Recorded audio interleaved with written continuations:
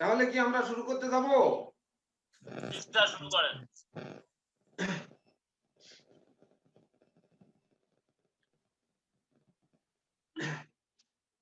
7:14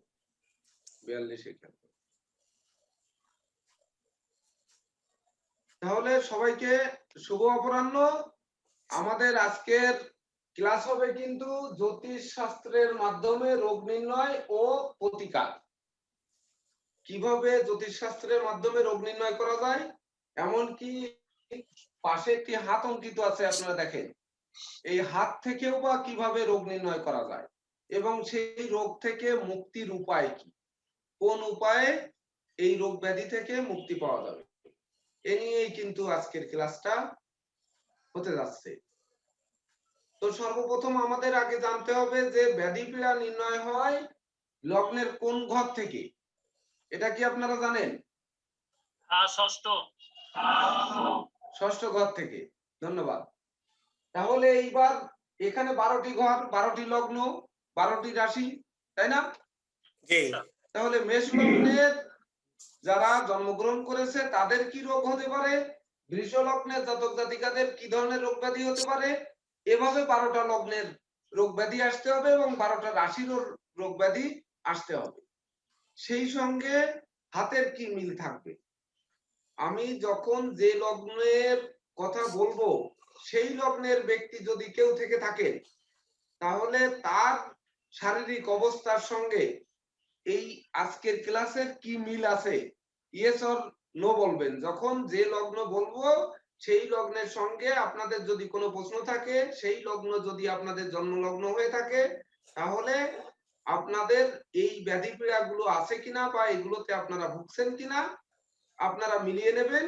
এবং প্রয়োজনে যদি কোনোটা বাদ পড়ে যে হ্যাঁ আমার লগ্ন তো কর্কট বা আমার লগ্ন মেষ কিন্তু আমার তো এই রোগ নেই, এমনও হতে পারে যে আমি বাদ দিয়ে গেছি বা আমার ভুল হয়েছে, সেক্ষেত্রে আপনারা সংশোধনের সুযোগও কিন্তু পাবেন।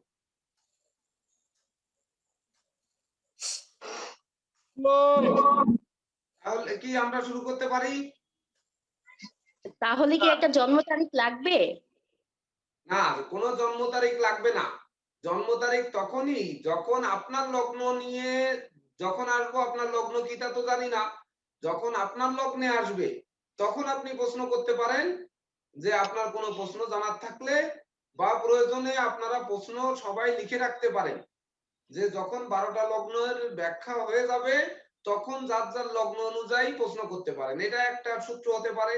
অথবা যে লগ্ন যখন আলোচনা হচ্ছে সেই লগ্নের ব্যক্তি যে পড়ছেন সে জানতে চাইতে পারেন যে আপনার এখানে আমার তো এই ব্যাধি নেই, আমার এই ধরনের ব্যাধি হতে পারে বা আছে, এক্ষেত্রে কি এটা জ্যোতিষ শাস্ত্রের মধ্যে পড়ে কিনা বা এটা ধরা সম্ভব কিনা।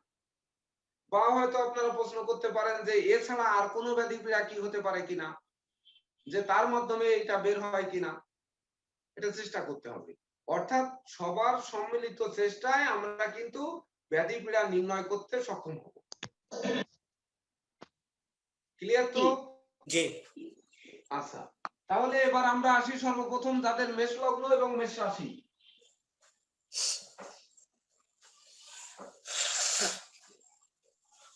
যাদের মেষ লগ্ন এবং মেষ রাশি জাতক জাতিকা যারা আছেন তাদের ষষ্ঠ ঘর হচ্ছে বুধ।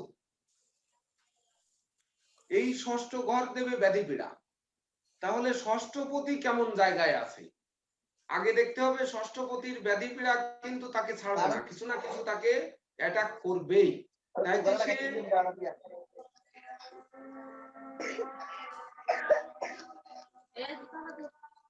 হ্যাঁ বলুন। মিউট করেন আপনারা, মিউট করেন।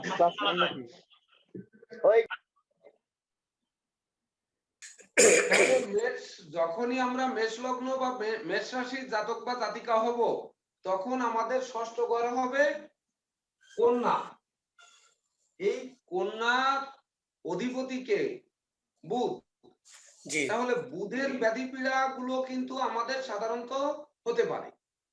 এইবার বুধের ব্যাধি পীড়া গুলো বেশি প্রকট হবে না অল্প প্রকট হবে, না সামান্য শরীর থেকে ছোঁয়া দিয়ে চলে যাবে, এটি কিন্তু আমাদের নির্ণয় করতে হবে। যে শুধু বুধের ব্যাধি পীড়া হলো এই বলেই যে বিদায় নিলে কিন্তু হবে না, তাহলে ভালো জ্যোতিষ হওয়া যাবে না। এই বুধের ব্যাধি পীড়া গুলো কতটা প্রকট হবে তা নির্ভর করবে কিভাবে। এই বুধ ষষ্ঠপতি এবং সে কিন্তু আপনার রাশি লগ্নের তৃতীয় পতি।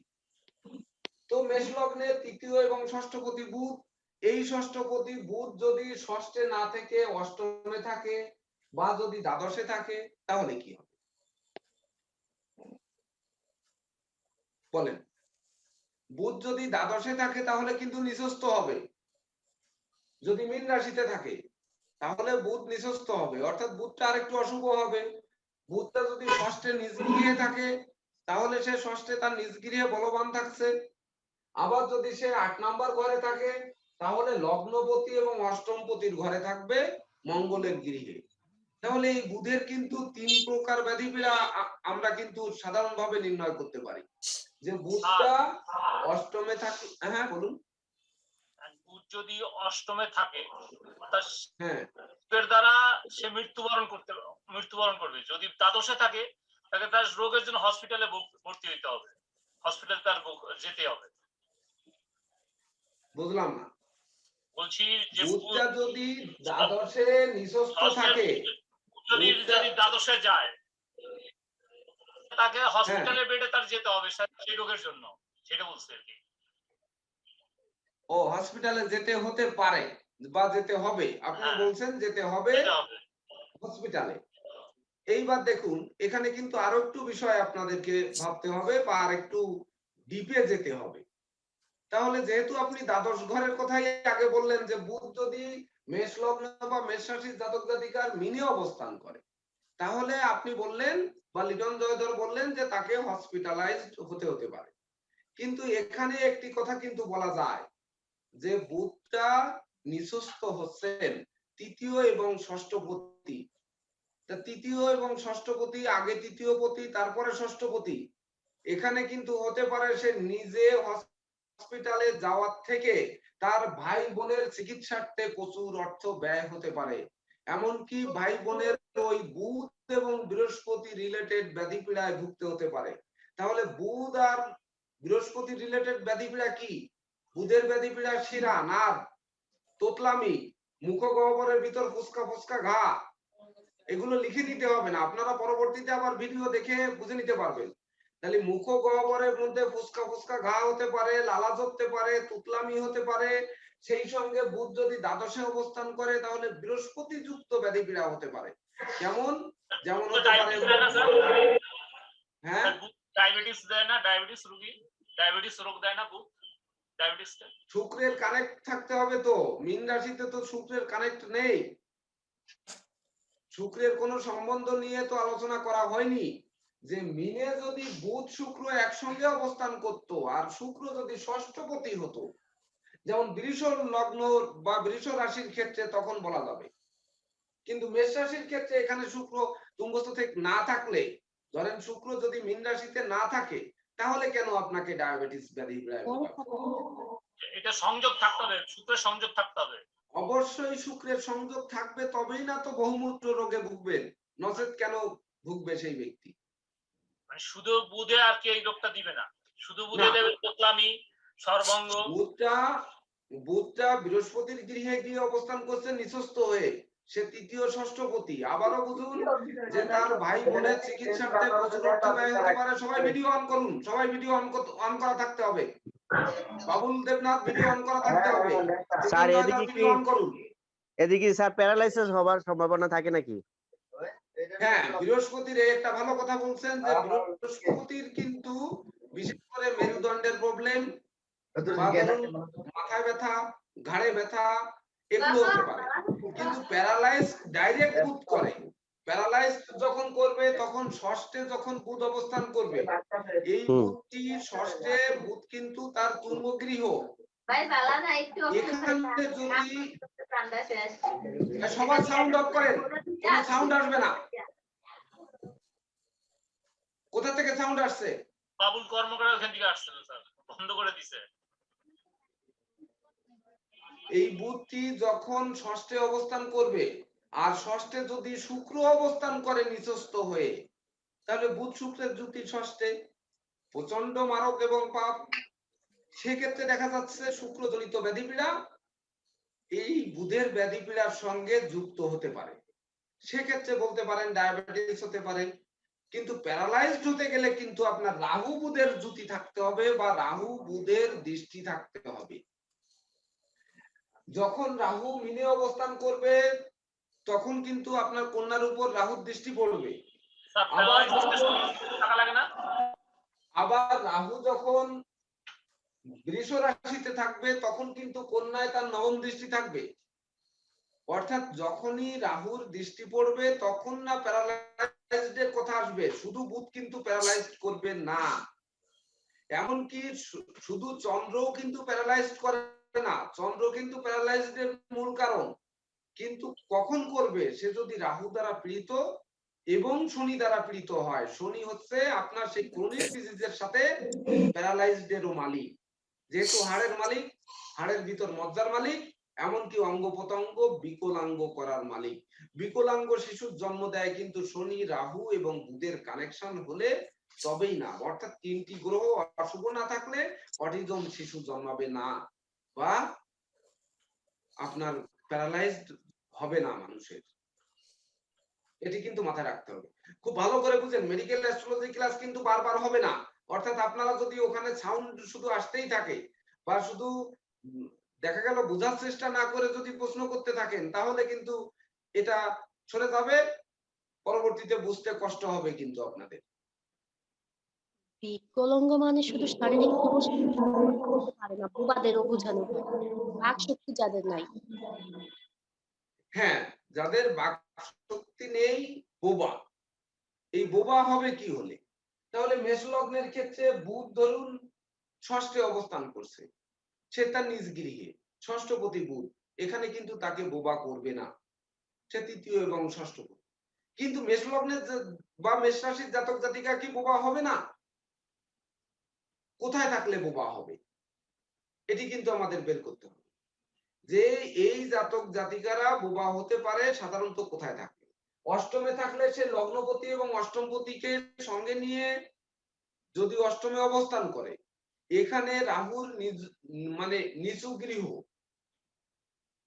যদি রাহু মঙ্গল বুধের যুতি থাকে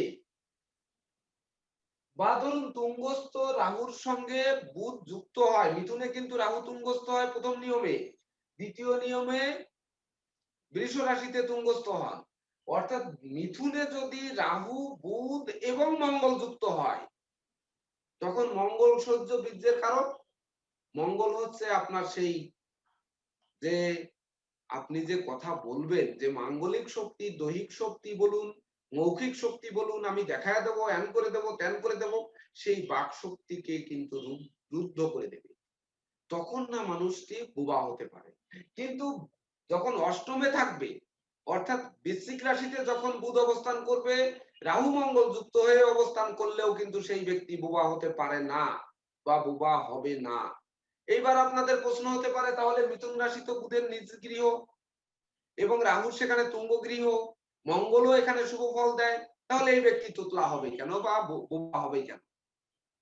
দেখুন, বুধ কিন্তু নিষ্ক্রিয় হয়ে যাবে তখন। তুঙ্গস্থ রাহু শক্তিশালী মঙ্গলের প্রভাবে সে কিন্তু নিষ্ক্রিয়, তার কোনো ক্ষমতাই থাকবে না।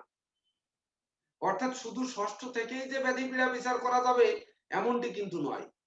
এই ষষ্ঠপতির বলবত্তার উপর নির্ভর করবে সে কতটা পাপযুক্ত, কতটা পাপদিষ্ট, তার উপর নির্ভর করে সেই জাতক বা জাতিকা বোবা হবে না কানা হবে না খোড়া হবে বা নুলো হবে, এগুলো কিন্তু বিচার করতে হবে।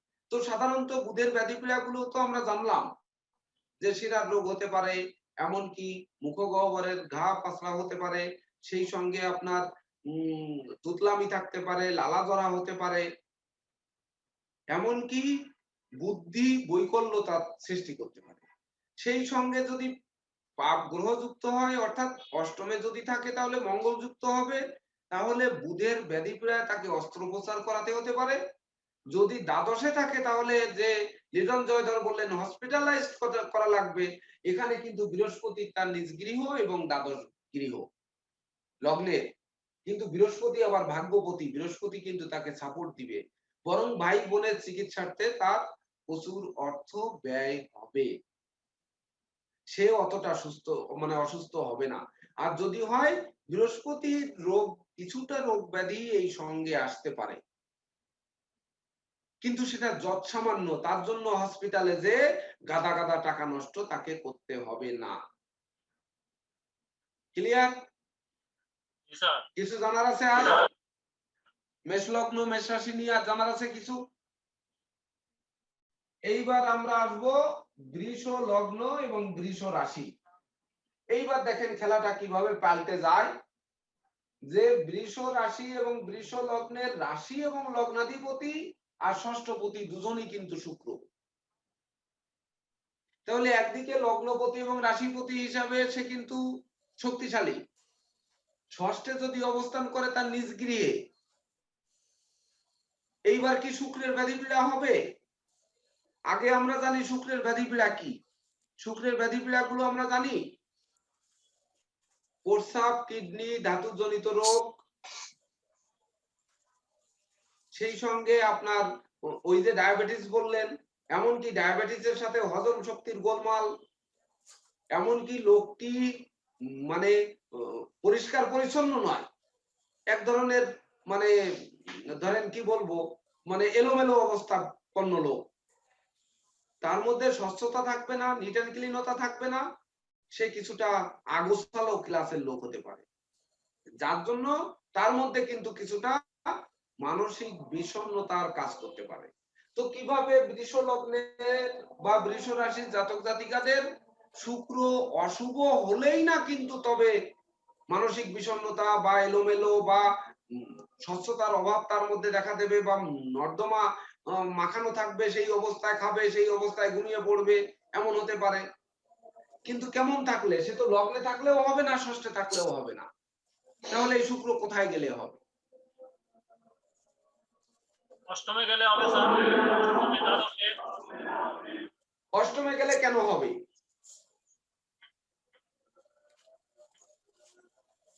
ওটা তো স্যার মানে রিভার্স না, এখানে তো গেলে তো বিরতি হবেই সে। অষ্টমে গেলে, হ্যাঁ একটা জিনিস বলেছেন কিন্তু পরিপূর্ণরূপে বলতে পারেননি, তবে ধন্যবাদ।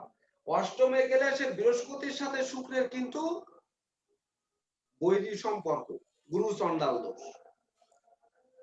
যখন সে অষ্টমে পদার্পণ করবে বা অষ্টমে থাকবে, তখন তাকে কিন্তু এই বৃহস্পতি, শুভ বৃহস্পতি থাকা সত্ত্বেও অষ্টম পতিত্ব দোষ হেতু তাকে বৃহস্পতি শুক্র দুই রোগে আক্রান্ত করে তুলতে পারে।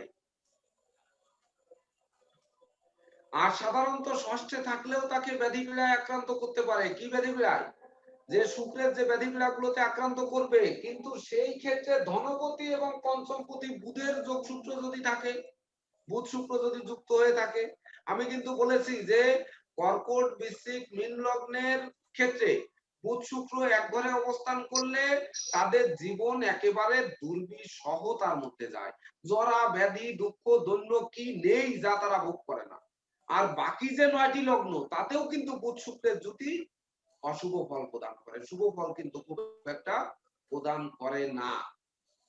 তো ধরুন শুক্র ষষ্ঠে বসে আছে নিজ গৃহে, সেখানে বুধ যুক্ত থাকলো, সেই সঙ্গে রাহু যুক্ত থাকলো, এমনকি মেষ রাশিতে মঙ্গল অবস্থান করে মঙ্গলের দৃষ্টি প্রদান করলো, বা শনিটি তুঙ্গস্থ হলো এখানে, তখন শুক্র পালাবে কোথায়? শুক্র কোথায় যাবে? স্বক্ষেত্রগত শুক্রের সাথে তুঙ্গস্থ শনি, আবার রাহু, আবার বুধ ধনপতি আর পঞ্চমপতি সবাই শক্তিশালী, শুক্র কিন্তু ট্যাপ খেয়ে ড্যামেজ হয়ে যাবে। যখন ড্যামেজ হবে তখন শুক্রের সেই ব্যাধি পীড়া গুলো চাঙ্গা করে তুলবে, যার ফলে শুক্রের ব্যাধি পীড়ায় ভুগতে হবে। আর অষ্টমে যখন যাবে, যখন অষ্টমে যাবে বা অষ্টমে অবস্থান করবে বৃষ লগ্ন বা বৃষ রাশির ক্ষেত্রে, তখন কিন্তু অষ্টমে গেলে গুরুজনদের ব্যাধি পীড়ায় প্রচুর অর্থ ব্যয় হবে। যাদের পিতামাতার চিকিৎসার্থে প্রচুর অর্থ ব্যয়, এমনকি গুরুজনদের পিতৃতুল্য মাতৃতুল্য ব্যক্তির চিকিৎসার্থে প্রচুর অর্থ ব্যয় হবে। সেই সঙ্গে বৃহস্পতি শুক্র মিলে কিছু ব্যাধির সৃষ্টি করতে পারে, যে ব্যাধিগুলো আপনাকে দীর্ঘস্থায়ী ভোগাতে পারে। যেমন কার্বাঙ্কল, যেমন টিউমার, সিস্ট, এগুলো কিন্তু ওই সঙ্গে টেনে নিয়ে আসতে পারে। কারণ শুক্র আর বৃহস্পতির সাথে কানেক্ট হয়ে যাচ্ছে, তখন বৃহস্পতির রোগ আর শুক্রের সাথে কানেক্ট হয়ে আপনাকে গুপ্ত বা অজ্ঞাত রোগ তৈরি করে দেবে, যে রোগ ব্যাধিতে আপনাকে ভোগাতে। শুক্র যদি দ্বাদশে থাকে, যদি মেষ রাশিতে অবস্থান করে দ্বাদশে, তাহলে শুক্র দ্বাদশে কিন্তু তার মঙ্গলের গৃহে অবস্থান করছে। লগ্নপতি আর ষষ্ঠপতি সে মঙ্গলের গৃহে দ্বাদশে অবস্থান করছে, তা দ্বাদশে ব্যয়ের ঘর। এখানে ব্যাধি পীড়া, মঙ্গলের ব্যাধি পীড়া দেবে না। সে কিন্তু সপ্তম এবং দ্বাদশপতি, তার জীবন সাথী বা জীবন সঙ্গী চিকিৎসার্থে প্রচুর অর্থ ব্যয় হবে। জীবন সাথী বা জীবন সঙ্গী রুগ্ন পাবে, তার নিত্য রোগ ব্যাধি থাকবে। সকালে মাথায় ব্যথা, দুপুরে পেটে ব্যথা, বিকাল হলে ঘুমিয়ে পড়লো, হয়তো রাত 10টায় হাসপাতালে নিতে হলো, এরকম চলতে পারে। কিন্তু তাকে তো ভোগানোর কথা নয়। কথা ঠিক আছে স্যার। এভাবে কিন্তু আমাদের ব্যাধি বিচার করতে হবে। এবার রাশি যখন আমাদের মিথুন রাশি বা মিথুন লগ্ন হবে, এইখানে কিন্তু আরেকটি কথা বাকি থেকে যাচ্ছে। যেমন মেষ রাশির রোগ ব্যাধি দেবে বুধ, ওই সঙ্গে আমাদের হাতে কিন্তু লক্ষ্য রাখতে হবে যে বুধের ক্ষেত্রটি কেমন আছে। যদি দেখা যায় যে মেষ রাশি বা মেষ লগ্নের জাতক জাতিকাদের প্ল্যানেটে বুধ অশুভ অবস্থানে আছে, কিন্তু হাতে বুধটি শুভ,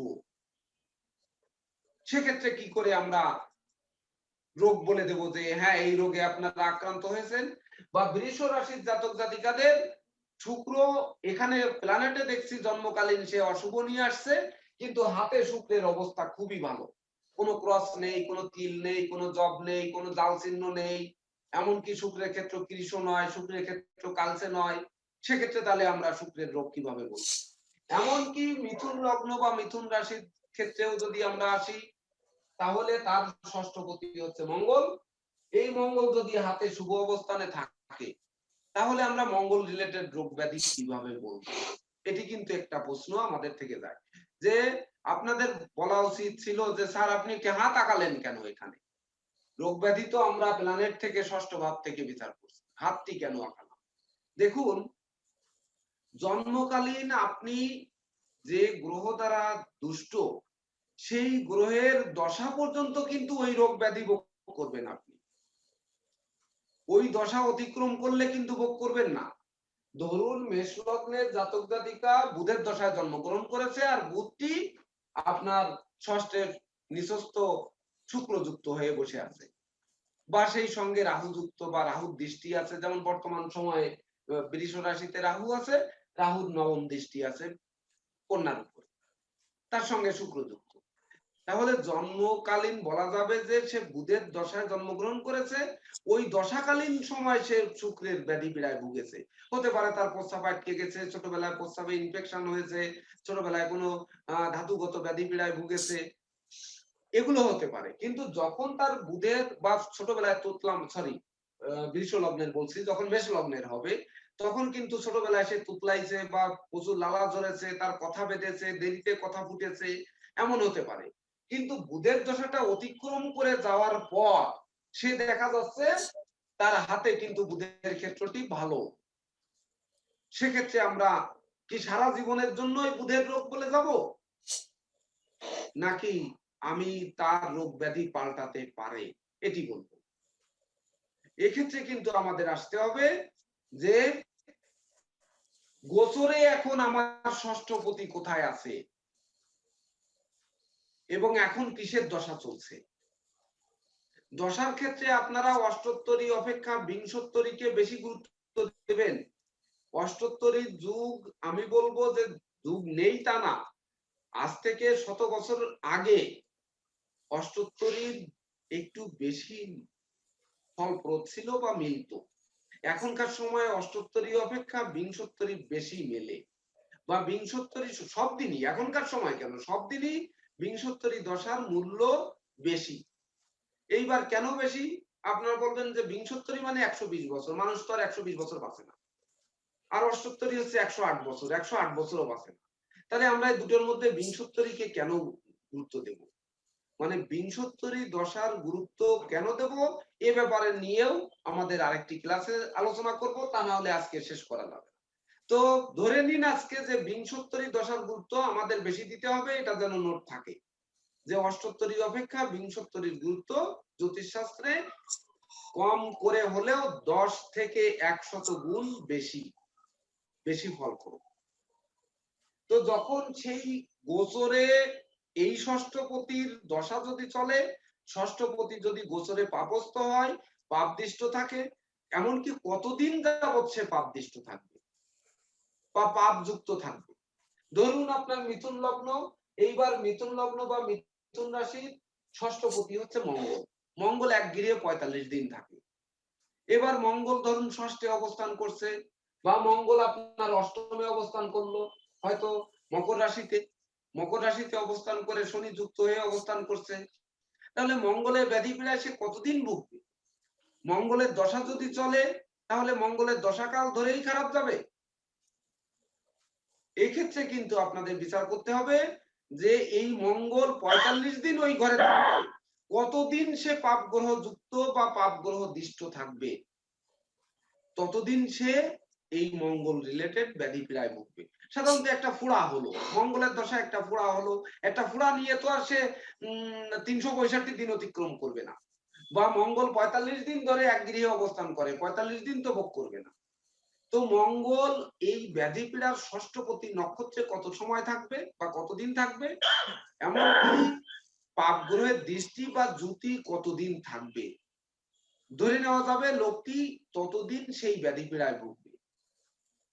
এইবার সাধারণত অস্ত্রোপচারের ক্ষেত্রে যে কোনো ব্যাধি পীড়ায় যদি অস্ত্রোপচার করার প্রয়োজন পড়ে তাহলে কিন্তু মঙ্গলের অশুভত্ব দরকার, নচেত কিন্তু অস্ত্রোপচার হবে না। তা মঙ্গলের অশুভত্ব হলেই যে অস্ত্রোপচার হবে তাও কিন্তু নয়, অর্থাৎ একটার পরে একটা কিন্তু আসতেই থাকবে। রক্ত বা ব্লাড কে দেখে? মঙ্গল।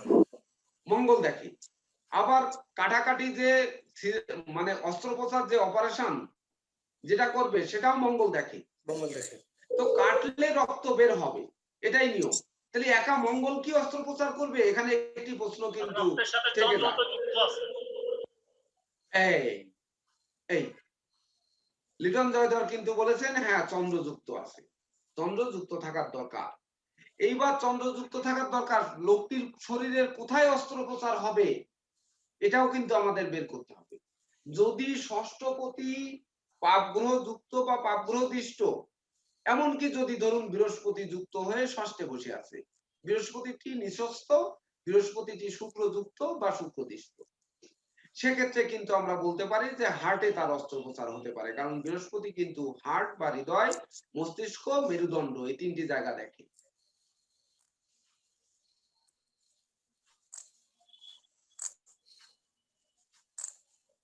বুঝতে পেরেছেন আপনারা? একটু কঠিন মনে হচ্ছে না? হ্যাঁ একটু কঠিন মনে হচ্ছে, আচ্ছা সহজ করে দিচ্ছি, রাখেন, একটু পরেই সহজ হয়ে যাবে। আচ্ছা, তাহলে মিথুন লগ্নে আসি আমরা। মিথুন লগ্ন বা মিথুন রাশির ষষ্ঠপতি মঙ্গল, আবার সে কিন্তু আয়পতিও মঙ্গল। তা ধরুন মঙ্গল ষষ্ঠে বসে আছে, তা মঙ্গলের ষষ্ঠে বসে আছে, ষষ্ঠে বসে থাকলেই মঙ্গল তার নিজ গৃহে এবং আয়পতি মিথুন লগ্নের ক্ষেত্রে মঙ্গলের ব্যাধি পীড়া হবে না। অষ্টমে গেলে সে শনির গৃহে অবস্থান করবে, অষ্টম থেকে তো নিধন বিচার করা হবে, ব্যাধি পীড়ায় সে কতটা অর্থ ব্যয় হবে, কিন্তু ওখানে ব্যাধি পীড়া দেবে না। কিন্তু অষ্টমের অষ্টমপতি যেহেতু শনি, শনি যদি পাপস্থ থাকে বা পাপ যুক্ত থাকে, পাপ দৃষ্ট থাকে, তখন এই মঙ্গলের ব্যাধি পীড়ায় অর্থ ব্যয় হতে পারে। কিন্তু সে কতটা ব্যয় হবে, এই মঙ্গল মিথুন লগ্নের ক্ষেত্রে মঙ্গলই কি ব্যাধি পীড়ার কারক হবে না অন্য কোনো গ্রহ ব্যাধি পীড়ার কারক হবে? তো আগে আমরা মঙ্গলের ব্যাধি পীড়া জানি। মঙ্গলের ব্যাধি পীড়া সাধারণত রক্তদুষ্ট পীড়া, অশ্ব, ফিস্টুলা, ভগন্দর, টিউমার, সেই সঙ্গে ঘা, পাতলা, বসন্ত, গরমি ঘা, এমনকি পায়রিয়া। চন্দ্রযুক্ত যদি চন্দ্র অশুভ থাকে তাহলে পায়রিয়া হতে পারে, এমনকি চন্দ্রের সাথে মঙ্গল অশুভ থাকলে তখন না গরমি ঘা হতে পারে, বসন্ত হতে পারে। আর সাধারণত ফোড়া, টিউমার, অশ্ব, ফিস্টুলা, ভগন্দর এগুলো মঙ্গলের অধীন। এমনকি রক্ত দুষ্ট যে কোনো পীড়া কিন্তু মঙ্গলের অশুভত্বের জন্য হয়ে থাকে। তো মিথুন রাশি মিথুন লগ্নের ক্ষেত্রে ষষ্ঠে মঙ্গল অবস্থান করলে কি ব্যাধি পীড়া দেবে না ব্যাধি পীড়া থেকে মুক্ত করবে? এটা আমাদের প্রশ্ন। জন্মকালীন ধরুন মঙ্গল ষষ্ঠে বসে আছে, এ কি মঙ্গলের ব্যাধি পীড়া দেবে না মঙ্গলের ব্যাধি পীড়া থেকে মুক্ত করবে, তাকে সুঠামদেহী করবে? এটি কিন্তু আমাদের বুঝতে হবে। যে মঙ্গল ষষ্ঠে বসে আছে, আমরা বলে দিলাম, কুষ্টিতে লিখে দিলাম যে তার এই মঙ্গলের ব্যাধি পীড়া গুলো হবে। আমি বলবো হবে না। হতে পারে কোন ক্ষেত্রে? যদি তার জীবনে যখন মঙ্গলের দশা পড়বে, সেই মঙ্গলের দশায় মঙ্গল যদি এখানে রাহু নিচস্থ হন, রাহু যুক্ত হয়ে থাকে, বা ধরুন মঙ্গলের সাথে শত্রু গৃহ, শত্রু গ্রহ একমাত্র রাহুই বলা যায়, তো যদি রাহু যুক্ত বা রাহু দিষ্ট হয় আর সেই সময় দশা অন্তর্দশা বা প্রত্যন্ত দশা পড়ে, তখন না মঙ্গলের ব্যাধি পীড়া হতে পারে। নচেত কিন্তু সারা জীবন সে মঙ্গলের রোগ ব্যাধি নিয়ে ভুগবে না। তো আমরা এখানে একটি জিনিস বেরোতে পারে যে কতদিন এক লোকটি ভুগবে। যেমন বললাম যে ব্যাধিপতি অর্থাৎ ষষ্ঠপতি যে নক্ষত্রে থাকবে সেই নক্ষত্রে কতদিন থাকবে, সেই নক্ষত্রের শুরুতে যদি ব্যাধি পীড়া হয়ে থাকে, নক্ষত্র শেষ হলে ব্যাধি পীড়া সুস্থ হবে। যেমন আমরা মনে করি কি যে সাধারণত একটা লোকের ব্যাধি পীড়া হয়েছে, ডাক্তার দেখাচ্ছে দেখাচ্ছে, শুধু ডাক্তার দেখিয়েই চলছে, কিন্তু রোগ সারছে না। অথচ বাড়ির পাশে বৈদ্যের জল পড়া খেয়ে ভালো হয়ে গেল, বা লিটন জয়ধরের হোমিওপ্যাথিকের দেখা গেল ফাইটম দিয়ে দিলেন, যে যে রোগ নির্ণয় করতে পারলেন না, এক ফোঁটা ফাইটম দিয়ে দিলেন, রোগ মুক্তি। রোগ মুক্তির সময় তার এসে গেছে, অর্থাৎ মুক্ত সে হবে। তো ওই সময় ওষুধ দিলেও হবে, ভাইটাম দিলেও হবে। অর্থাৎ আগে আমাদের বের করতে হবে যে রোগটার ভোগকাল কতদিন, এই রোগটায় তাকে কোন পর্যায়ে নিয়ে যাবে, তাকে ওটিতে নিয়ে যাবে, জীবন সংশয় ঘটাবে, নাকি তাকে বিছানায় ফেলে রাখবে, এটি কিন্তু আগে বের করতে হবে। তবেই না কিন্তু আমরা মেডিকেল অ্যাস্ট্রোলজিতে সফল হব, নচেত কিন্তু সফল হতে পারবো না। দেখুন এবার মজার জিনিস চলে আসি, কর্কট লগ্নের ক্ষেত্রে আসি। যখন আমরা কর্কট লগ্ন এবং কর্কট রাশিতে আসব, তখন কিন্তু সপ্তম অষ্টমপতি পাপ, কিন্তু ষষ্ঠপতি বৃহস্পতি, আবার ভাগ্যপতি বৃহস্পতি। কিন্তু কর্কট লগ্নের ক্ষেত্রে বুধ শুক্র হচ্ছে দ্বিতীয় মানব গ্রহ। এখানে কর্কট লগ্নের বা কর্কট রাশির লোকের কি বৃহস্পতির ব্যাধি পীড়া হবে? দেখুন এখানে কিন্তু উল্টে যাবে একেবারে। ষষ্ঠপতি তো বৃহস্পতি, ষষ্ঠপতির তো দোষ থাকতে পারে, কিন্তু বৃহস্পতি তো ভাগ্যপতি। যেমন মিথুনের ক্ষেত্রে ষষ্ঠপতি মঙ্গল, আবার মঙ্গল আয়পতিও। তাহলে কর্কট লগ্নের ক্ষেত্রে বৃহস্পতি ষষ্ঠে যদি অবস্থান করে শুক্র যুক্ত, রাহু যুক্ত, রাহু দিষ্ট, অর্থাৎ রাহু শুক্র এই দুটোর কানেকশন যদি থাকে, আর সেই সঙ্গে লগ্নপতি যদি পাপস্থ হয়, তাহলে তার কি ব্যাধি পীড়া হবে? চন্দ্রের ব্যাধি পীড়া হবে না বৃহস্পতির ব্যাধি পীড়া হবে? এটা কিন্তু আমাদের বের করতে হবে। দেখতে হবে যে লগ্নপতি আর ষষ্ঠপতি এই দুটি গ্রহের মধ্যে কে বেশি দুর্বল, কে বেশি পাপস্থ, তার ব্যাধি পীড়া গুলোকে কিন্তু বেশি প্রাধান্য দিতে হবে, বা সেই ব্যাধি পীড়া গুলো তখন হবে। কর্কট লগ্ন কর্কট রাশি হলে চন্দ্রের ব্যাধি পীড়া কি? চন্দ্রের ব্যাধি পীড়া তো দাঁতের রোগ, চোখের রোগ, পেটের রোগ, সেই সঙ্গে আপনার ধরুন বিভিন্ন পচনশীল রোগ, এমনকি ওই যে বললাম পাইরিয়া, বা ধরুন আপনার বসন্ত, হাম, জ্বর, এগুলো চন্দ্রের ব্যাধি পীড়া। কিন্তু কর্কট লগ্নের লোকের তো ষষ্ঠ ভাব থেকে ব্যাধি পীড়া বিচার করা হবে, সেখানে তো বৃহস্পতি। এই ক্ষেত্রে কিন্তু রক্ত শূন্যতা, হ্যাঁ রক্ত শূন্যতা দেখা যাচ্ছে, রক্তের রক্ত ব্যাখ্যা চাই, হ্যাঁ ব্যাখ্যা চাই, ব্যাখ্যা বলুন কেন? সেটা জানি না, তবে জানি যে রক্তহীনতা দেখা দেয়। না, ব্যাখ্যাটা দিতে হবে। আপনি ভালো ভালো উত্তরটা দিয়েছেন। দেখুন, বৃহস্পতি আমি পূর্বেই বললাম জলীয় অংশটা, রক্তের জলীয় অংশটা হচ্ছে চন্দ্র, চন্দ্র থেকে জলীয় অংশটা পাওয়া যায়। এই চন্দ্র যখন আপনার, হ্যাঁ, চন্দ্র যখন আপনার পাপস্থ হবে তখন তখন সেই রোগটা দেখা রক্তদুষ্ট ব্যাধিপীড়া রক্তদুষ্ট ব্যাধিপীড়া দেখা যেতে পারে। কিন্তু চন্দ্রের সাথে মঙ্গলের কানেকশন না হলে কেন রক্তদুষ্ট ব্যাধিপীড়া হবে? আমি বলছি স্যার, রক্ত মঙ্গলে ব্যাধিপীড়া তো থাকতে পারে। কিন্তু এই ক্ষেত্রে একটা জিনিস কিন্তু হতে পারে, কর্কট রাশি বা কর্কট লগ্নের ক্ষেত্রে ষষ্ঠপতি বৃহস্পতি ব্লক দিতে পারে। ব্লক ওই যে শিরা ব্লক হয় না, বা হার্টে ব্লক ধরা পড়ে না, রক্ত জমাট বেঁধে ব্লক ধরা পড়ে না, হার্ট অ্যাটাক করে না ব্লকের কারণে, এই ব্লক গুলো কিন্তু হওয়ার সম্ভাবনা থাকবে যদি বৃহস্পতি পাপস্থ হয়। মনে রাখবেন যে যদি বৃহস্পতি এবং চন্দ্র একসঙ্গে পাপস্থ হয় তবেই না কিন্তু ব্লক ধরা পড়তে পারে। গুরুজি নমস্কার। নমস্কার। গুরুজি আপনার দৃষ্টি আকর্ষণ করছে কিন্তু ক্লাসে, হ্যাঁ করুন। ভুল করলে সঙ্গে সঙ্গে কিন্তু আপনি সঠিক করে দেবেন। আচ্ছা, এইবার দেখুন, যখন আমরা সিংহ লগ্নের ক্ষেত্রে আসবো, সিংহ লগ্ন বা সিংহ রাশি, এইবার সিংহ লগ্ন বা সিংহ রাশির ক্ষেত্রে ষষ্ঠপতি হচ্ছে শনি। তাহলে সিংহ লগ্নের ক্ষেত্রেও কিন্তু ব্যাধি পীড়া বিচার করার ক্ষেত্রে শনির ব্যাধি পীড়া বিচার করব আমরা। কিন্তু শনি তো তার মকরে সবথেকে বেশি শক্তিশালী কুম্ভ অপেক্ষা, দুটি গৃহতা, কিন্তু কুম্ভ অপেক্ষা মকরে বেশি শক্তিশালী। তো এই শনি কোথায় থাকলে তাকে বেশি ব্যাধি পীড়া দেবে, শনির ব্যাধি পীড়া গুলো দেবে? সে কি ষষ্ঠে থাকলেই ব্যাধি পীড়া দেবে? সে তো নিজ গৃহে শক্তিশালী শনি। আবার যখন তৃতীয় তুঙ্গস্থ হবে তখন কি এই শনির ব্যাধি পীড়ায় ভোগাবে? আবার যখন সে মেষে যাবে, নিচস্থ হবে, তখন সে কোন ঘরে যাবে? সে ভাগ্যস্থানে নিচস্থ হবে, তখন কি শনির ব্যাধি পীড়ায় ভুগবে? অর্থাৎ শনির ব্যাধি পীড়ায় তখনই ভুগবে যখন শনি আর লগ্নপতি রবির যোগসূত্র তৈরি হবে, শনি রবি দৃষ্ট, শনি রবি যুক্ত, এমনটি যদি থাকে। আপনার ষষ্ঠে যদি শনি রবি যুক্ত থাকে, বা যদি রবির নক্ষত্রে শনি অবস্থান করে, বা শনির নক্ষত্রে গিয়ে রবি অবস্থান করে, তখন কিন্তু আপনার সিংহ রাশি বা সিংহ লগ্নের শনির ব্যাধি পীড়া গুলো হতে পারে, নচেত কিন্তু নয়। শনি তুঙ্গস্থ থাকলেও শনির ব্যাধি হবে না, শনি নিচস্থ থাকলেও শনির ব্যাধি হবে না, আবার শনি ষষ্ঠে থাকলেও শনির ব্যাধি হবে না।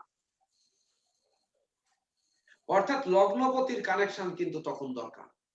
আর দশা অন্তর্দশায় যখন আপনার রবির দশা বা শনির দশা আসবে, তখন শনির ব্যাধি পীড়া, সেই হাড়ের রোগ, হাড়ের ভিতর মজ্জার পীড়া, অস্থি ভঙ্গ, এমনকি কোনো ক্রনিক ব্যাধি পীড়া বা বংশগত ব্যাধি পীড়ায় ভোগাতে পারে। সেই সঙ্গে শনি কিন্তু আবার কিছুটা স্কিন, মানে শনি কেতুর জুতি কিন্তু স্কিন ডিজিজের কারক হয়।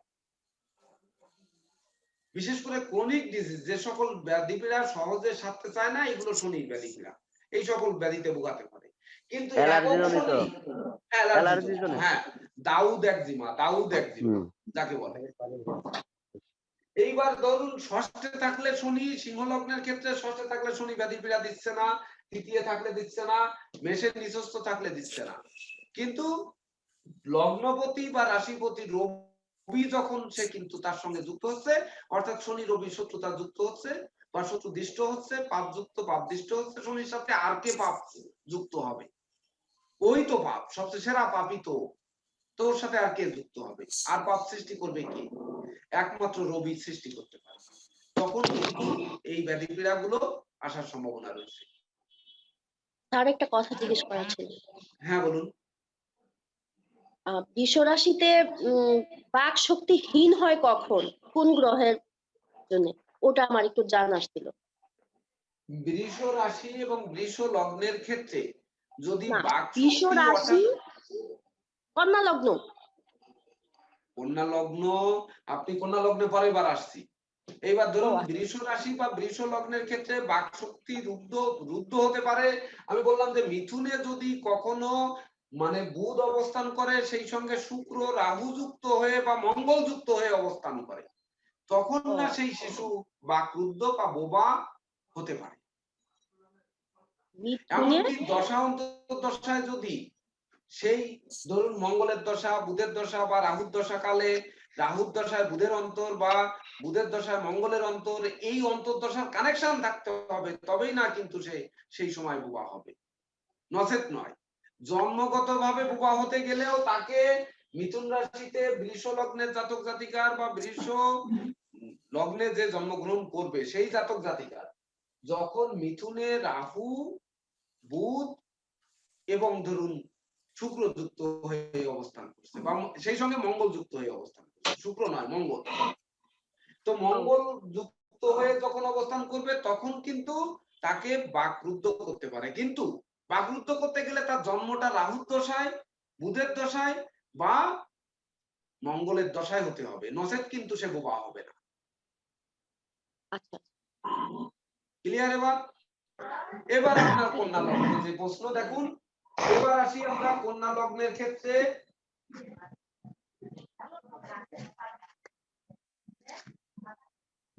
এই কন্যা লগ্ন এবং কন্যা রাশির ক্ষেত্রে ষষ্ঠপতি শনি, এই ষষ্ঠপতি শনি একটু আগেই কিন্তু বললাম যে সিংহ লগ্নের ক্ষেত্রে ষষ্ঠপতি শনি মকরের বেশি শক্তিশালী কুম্ভ অপেক্ষা, এবার অল্প শক্তিশালী শনি হচ্ছে ষষ্ঠপতি। তাহলে কন্যা লগ্নের ক্ষেত্রে ষষ্ঠপতি শনি কোথায় থাকলে শনি রোগ ব্যাধি দিতে পারে? সে তো ষষ্ঠের নিজ গৃহে থাকলে সে অল্প শক্তিশালী, সে তো রোগ ব্যাধি, শনি রোগ ব্যাধিতে তাকে ভোগাবে না। সে যদি শনির দশায় জন্মগ্রহণ করে তবে ভোগাতে পারে। তবে লিটন জয়ধর একটা উত্তম উত্তর দিয়েছেন যে সে তো ষষ্ঠপতি কন্যা লগ্নের ক্ষেত্রে, হ্যাঁ পঞ্চম এবং ষষ্ঠপতি, পঞ্চম এবং ষষ্ঠপতি, অর্থাৎ শৈশবে তার পিতার ব্যাধি পীড়ায় ভুগতে পারে, পিতার অসুস্থতায় প্রচুর অর্থ ব্যয় হতে পারে, সেই সঙ্গে আর কি করতে পারে? আর কিছুই করতে পারে না। এই শনি এই ঠিক সিংহ লগ্নের মতো, কিন্তু যে মরিয়ম ম্যাডাম যে প্রশ্নটি করেছেন যে কন্যা লগ্নের ক্ষেত্রে বোবা হতে পারে সাধারণত কি হলে, কন্যা লগ্নের লগ্নপতি বুধ, কন্যা লগ্নের লগ্নপতি বুধ যদি কোন ক্রমে ধরেন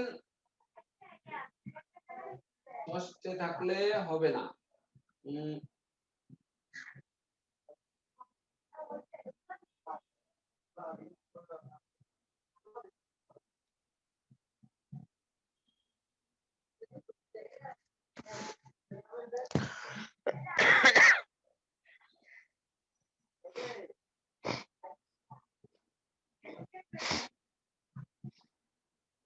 হ্যাঁ দেখুন কন্যা লগ্নের ক্ষেত্রে যদি কোনো শিশু জন্মগ্রহণ করে যে কন্যা লগ্নে জন্মগ্রহণ করেছে, সে বুধের দশায় জন্মগ্রহণ করছে, বুধটি তার মেষ রাশিতে অবস্থান করছে রাহু মঙ্গল যুক্ত হয়ে, তাহলে কিন্তু দেখুন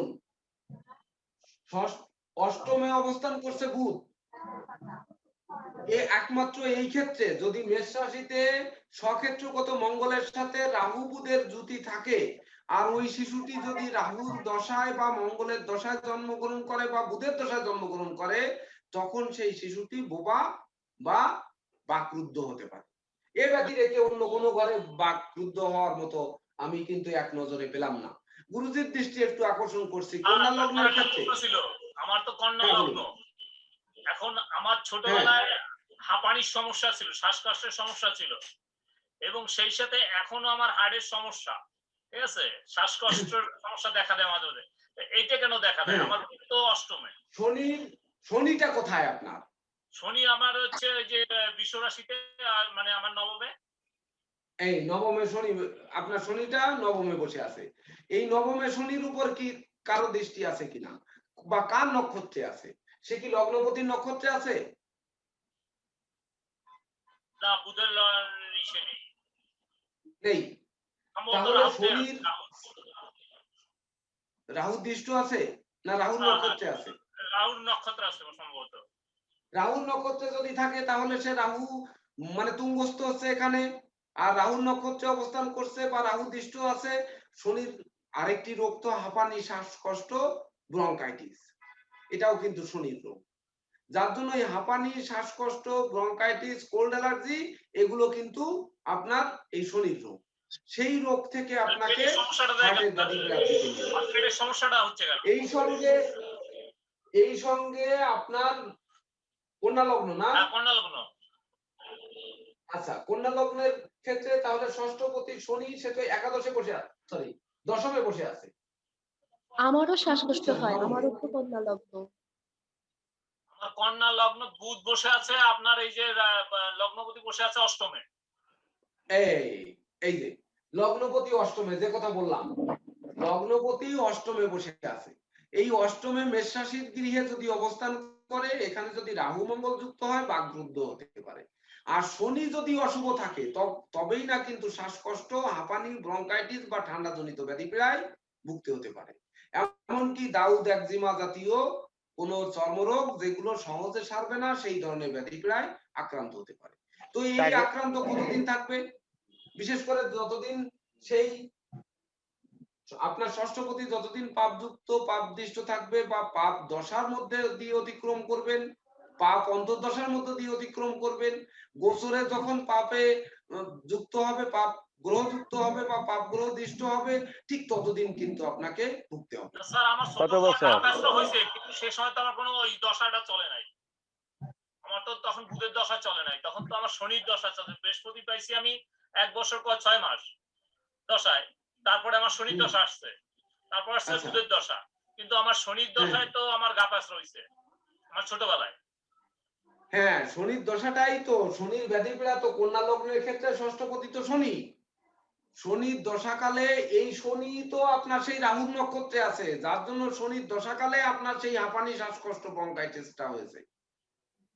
আর নিবেদিতা ম্যাডাম যেটি প্রশ্ন করলেন যে আপনারও কেন ঠান্ডা হয়েছে, তাহলে আপনার শনি কোথায়? আমার শনি তো পঞ্চমে। পঞ্চমে শনি। ও মরিয়ম, আচ্ছা পঞ্চমে মানে আপনার ইয়েতে মকরে শনি। জি। আচ্ছা, আপনার ছোটবেলায় কি বাবা কোনো অসুস্থতায় ভুগেছে? বাবা, হ্যাঁ, পেটে ব্যথা ছিল অনেক, অনেকদিন ভুগেছে? হ্যাঁ, অনেকদিন ভুগেছে। আচ্ছা, এমনকি বাবার লিভার সংক্রান্ত কোনো ব্যাধি পীড়ায় ভুগেছেন? জি জি জি। এই দেখেন, তাহলে ষষ্ঠপতি পঞ্চমে, আমি যে বলে গেলাম যে এই শনি কিন্তু যদি পঞ্চমে অবস্থান করে তো পঞ্চম পতিত্ব দোষ হেতু তার পিতার চিকিৎসার্থে প্রচুর অর্থ ব্যয় হতে পারে। কিন্তু শনি এককভাবে ব্যাধি পীড়া তখনই দেবে যখন শনি পাপযুক্ত, পাপদৃষ্ট বা পাপ দশার মধ্য দিয়ে অতিক্রম করবে, তখন, নচেত কিন্তু নয়। আর তাছাড়া শনি কিন্তু মারবে না, শনি কিন্তু মারবে না, মরার মতো ফেলে রাখবে। হ্যাঁ হ্যাঁ। মানে যে ব্যাধি হবে সেটা সহজে সারবে না, সারা জীবন বয়ে নিয়ে বেড়াবে। ও মাই গড। এমনটি কিন্তু শনির ব্যাধি পীড়া। এইবার আমরা আসবো যখন তুলা লগ্ন এবং তুলা রাশি। এইবার তুলা লগ্ন, তুলা রাশির অধিপতি ষষ্ঠপতি কিন্তু ব্যাধিপতি হচ্ছে বৃহস্পতি। বৃহস্পতি সে কিন্তু তৃতীয় এবং ষষ্ঠপতি। তা তৃতীয় ষষ্ঠপতি কিভাবে ব্যাধি দিতে পারে? তার সাথে লগ্নপতির কানেক্ট থাকতে হবে। ষষ্ঠপতি বৃহস্পতি ব্যাধি পীড়া দেবে, কিন্তু লগ্নপতি শুক্রের সাথে তো তার ঘোর শত্রুতা। এই বৃহস্পতি ষষ্ঠে অবস্থান করে যদি এখানে তুঙ্গস্থ শুক্র অবস্থান করে, তখন তার শুক্রজনিত ডায়াবেটিস হতে পারে, সেই সঙ্গে হার্টের প্রবলেম হতে পারে, তার মেরুদণ্ডের প্রবলেম হতে পারে, কার্বাঙ্কল হতে পারে, মস্তিষ্কের গোলযোগ হতে পারে, মানসিক বিষণ্ণতা হতে পারে, মনোবিকৃতি হতে পারে, এক কথায় মানসিক রোগী করে তুলতে পারে। সেই সঙ্গে তাকে কিন্তু আবার তুলা লগ্নের ক্ষেত্রে বৃহস্পতি শুক্রের জুতি চরিত্র ভ্রষ্ট পর্যন্ত করে তুলতে পারে, যার ফলে আপনার কোনো বিশেষ করে যৌন রোগেও কিন্তু আক্রান্ত করে ফেলতে পারে। অথচ বৃহস্পতি দেবগুরু, তারপরেও কিন্তু আপনাদের এই রোগ ব্যাধিতে আক্রান্ত করতে পারে। আবার এই বৃহস্পতি যদি অষ্টমে, দেখুন আপনার বৃষ রাশিতে অবস্থান করে, আবার যদি সেখানে শুক্র নিজ অবস্থান করে থাকে, তাহলে কিন্তু শুক্রের ব্যাধি পীড়াগুলো চাঙ্গা করে তুলবে, বৃহস্পতির ঠেকানোর কোনো ক্ষমতা ওখানে কিন্তু থাকবে না। অর্থাৎ বৃহস্পতি তার ষষ্ঠে থাকলেও ঠেকানোর ক্ষমতা নেই, আবার বৃহস্পতি শুক্রের গৃহে থাকলেও ঠেকানোর ক্ষমতা নেই, আবার যদি তুলায় অবস্থান করে তাহলেও ঠেকানোর ক্ষমতা নেই। অর্থাৎ যখনই ব্যাধি পীড়া বিচার করতে হবে, তখনই কিন্তু তার লগ্নপতি আর ষষ্ঠপতি এই দুটোর কানেকশন, দুটোর দশা, দুটি কোন নক্ষত্রে আছে, এই তিনটি দিক লক্ষ্য করলে আমরা পুরা রোগ ব্যাধি কিন্তু নির্ণয় করতে পারি। এইবার যখন আমরা বৃশ্চিক লগ্নে আসবো, বৃশ্চিক লগ্নের জাতক জাতিকা যারা আছেন, তো বৃশ্চিক লগ্নের জাতক জাতিকাদের ষষ্ঠপতি মেষ, আবার ওই ষষ্ঠপতি মঙ্গল আর লগ্নপতি মঙ্গল, এই মঙ্গলের ব্যাধি পীড়া গুলো তার হতে পারে, কিন্তু ষষ্ঠে থাকলে ব্যাধি পীড়া হবে? লগ্নপতি মঙ্গল ষষ্ঠে তার নিজ গৃহে থাকলে ব্যাধি পীড়া হবে? হলো, ধরেন হলো একটি টিউমার হলো, তার টিউমার থেকে কি ক্যান্সার হবে?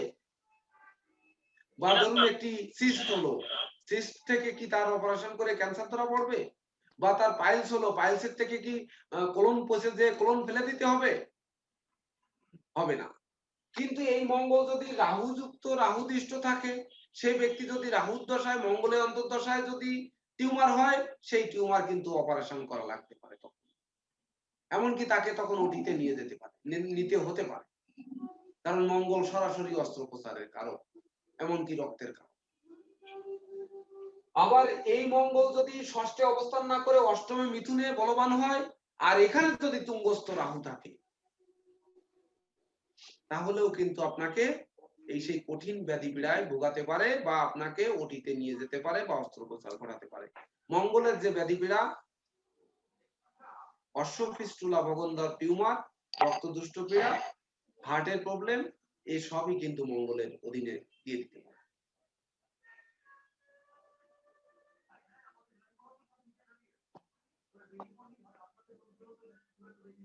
আমার একটা প্রশ্ন ছিল, হ্যাঁ বলেন। সেটা হচ্ছে শনি আমাদের মৃত্যুর কারক গ্রহ নাকি? হ্যাঁ হ্যাঁ। আবার শনির আয়ু কারক গ্রহ বলা হয়, এই দুটোর ভিতর পার্থক্য কি? মানে শনি কি গ্রহ? শনিরে তো মৃত্যুর কারণও বলা হয় থাকে। শনি ডাইরেক্ট কখনো মারক হন না। শনি মারক লক্ষণাক্রান্ত হলে তবেই না মারক হবেন। যে কথাটি বললাম যে শনি মানুষকে মরার মতো ফেলে রাখবে, মানে দুড়া সাপের মতো উপোস করবে না, বা অজগর সাপের মতো করে থাকবে। সেই শনির তো আয়ু কারক বলা হয়, আয়ু বৃদ্ধি করে, শনি আয়ু বৃদ্ধি করে। অবশ্যই অবশ্যই। যেহেতু যে ব্যক্তি নড়ে চড়ে কম, সে ব্যক্তি মাইরও খায় কম, সে ব্যক্তি দীর্ঘায়ুও পায় বেশি। মানে শনি মারবে না, ভোগাবে। হ্যাঁ ভোগাবে। শনি মারবে না, মার খাওয়াবে না, কিন্তু ভোগাবে। মারবে কম, দৌড়াইবে বেশি। হাঁটু উঁচু করতে পারছেন না, পা বাড়াতে পারছেন না, ও মোটে সারছেই না।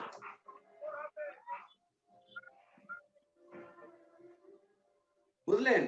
বা হাড়ের ভিতর মজ্জায় পীড়া হয়েছে, দেখা যাচ্ছে না, একজিমা হয়েছে, শুধু চুলকাচ্ছেন, একেবারে পাতলা একজিমা, সারছে না, কোন রকমের সারছে না, এগুলো শনির ব্যাধি পীড়া। এমনকি হাঁপানি, শ্বাসকষ্ট, ব্রঙ্কাইটিসও কিন্তু সারে না সহজে, সহজে সারার মতো নেই। আপনাদের হোমিওপ্যাথিকে কিছুটা আরোগ্য লাভের যোগ আছে, কিন্তু অ্যালোপ্যাথিকে ডাইরেক্ট হাঁপানি, শ্বাসকষ্ট, ব্রঙ্কাইটিস দূর করার জন্য অক্সিজেন নাও, মাস্ক ব্যবহার করো, বা নেবুলাইজার ব্যবহার করো, যখন শ্বাসকষ্ট হয় তখন মেশিন দিয়ে টানো, কিন্তু এতে খুব বেশি একটা যে মানে রিমুভ হচ্ছে, এটি কিন্তু খুব একটা হতে দেখা যায়নি। অর্থাৎ হয়তো সাময়িক উপশম হবে। হ্যাঁ বলুন। এই যে তাহলে ওই যে ডিগ্রি গুলো দেওয়া আছে যে শনি এত ডিগ্রিতে এত ডিগ্রিতে, এটার কোনো এখানে কি ব্যাপারটা কি? যে যেমন বললেন যে শনি থাকলে শ্বাসকষ্ট ছাড়ে না, তো এই ডিগ্রি গুলা তাহলে কিভাবে বিবেচিত হয়? যেমন আমার শনি 2 ডিগ্রিতে আছে। এই জন্যই আপনাদের বললাম যে লগ্নপতি এবং ষষ্ঠপতি যে নক্ষত্রে থাকবে, সেই নক্ষত্র কত সময় অবস্থান করবে, ওটা তো ডিগ্রি দিয়েই আপনি বের করবেন। যে শনি কত ডিগ্রিতে আছে তা দিয়েই তো আপনার নক্ষত্র বের করতে হবে। নক্ষত্র বের করতে গেলেই তো আপনার তখন সেই ডিগ্রি প্রয়োজন। স্যার আমার মনে হয় যে প্রশ্নগুলো একটু পরে দিলে ভালো হয়। হ্যাঁ, আগে আমরা চেক করে দেন। ডিগ্রি মিনিট ছাড়া তো কেউই নক্ষত্র বের করতে পারবে না, কোনো উপায়ই নেই। তাহলে আপনাদের সেই ডিগ্রির প্রয়োজন আছে। আচ্ছা রিপন সরকার, আমি যে বারবার বলছি ভিডিও অন থাকতে হবে, কেন ভিডিও অন নেই? সুব্রত কর্মকার অন নেই কেন? এসকে পাল অন নেই কেন? জাকির হোসেন অন নেই কেন? খাবার খাইতেছেন? খাবার খাইতে গেলে আমাদের দিয়ে খেতে হবে, কিন্তু ভিডিও আমার ক্লাসে ভিডিও অন থাকতে হবে, একান্ত বিশেষ কারণ ছাড়া অন থাকতে হবে। আচ্ছা, এটা আপনাদের জন্য স্যার আমার কিন্তু একটু মঙ্গল। বিশেষ কারণে। এটা শুধু আমার জন্য নয়, আপনাদের জন্য কিন্তু বেশি মঙ্গল। কারণ জি আপনারা স্যার। জ্যোতিষ হিসাবে গড়ে উঠবেন, আপনাদের পরিচিতি বিশ্ব দরবারে একমাত্র কিন্তু আমি বেশি করাই, অন্য কেউ অপেক্ষা সব থেকে আমি বেশি আপনাদের প্রচারণা বেশি করাই। এটা কিন্তু আপনাদের লক্ষ্য রাখতে হবে। স্যার আর্জেন্ট কাজ আছে, এর জন্য কাজ করতেছি স্যার, বিয়ের কাজ বুঝছেন, আর্জেন্ট কাজ, এর লিগে ভিডিওটা অফ, কালকে লাগবে। ভিডিও অন করে রেখে কাজ করবেন, আপনার কাজ আমরা শিখবো, তবু অন থাকতে হবে। আচ্ছা ঠিক আছে, তো অন করছি। আচ্ছা, এইবার আসি, আপনাদের যদি ধনু রাশি বা ধনু লগ্ন হলো ধরেন, এইবার আপনার ষষ্ঠপতি কে? শুক্র, আর আয়পতি শুক্র। এক্ষেত্রে বৃহস্পতি শুক্রর জয়েন্ট ব্যাধি প্রায় কিন্তু ভোগাবে আপনাকে। লগ্নপতি, লগ্ন থেকে দেহ মন বিচার করা হয়, এটা তো আমরা প্রথম থেকেই জানি। তাহলে দেহে কি আছে আর মনের কি আছে, অর্থাৎ বৃহস্পতি কিন্তু মনের রোগ, মানসিক রোগের কারণ। মস্তিষ্ক, গলা থেকে মাথা পর্যন্ত কিন্তু বৃহস্পতি দেখে।